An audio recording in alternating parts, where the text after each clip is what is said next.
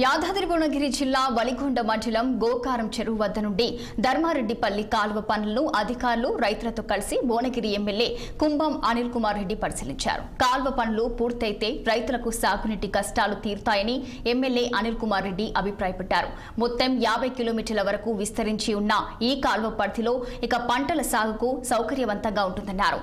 నాణ్యత ప్రమాణాలు పాటించి పనులు త్వరితగతిన పూర్తి చేయాలని కోరారు ఎమ్మెల్యే కుంభం అనిల్ కుమార్ రెడ్డి. పోయినసారి కూడా చూసినాము.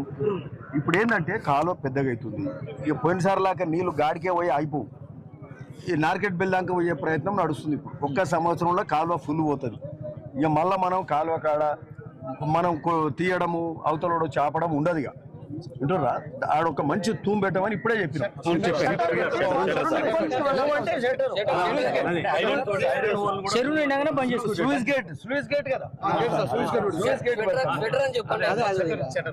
సరే ఇప్పుడు ప్రాపర్ గా వాళ్ళు ఏం చేయాలో చేస్తారు.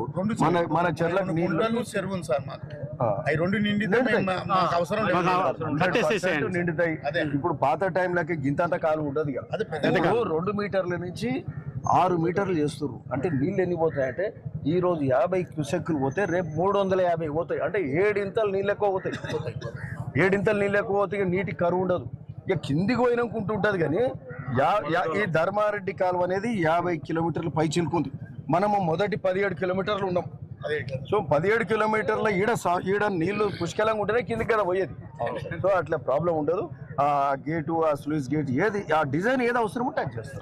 మళ్ళీ మనం కూడా మళ్ళీ చూస్తాం కదా, మళ్ళీ వస్తాం.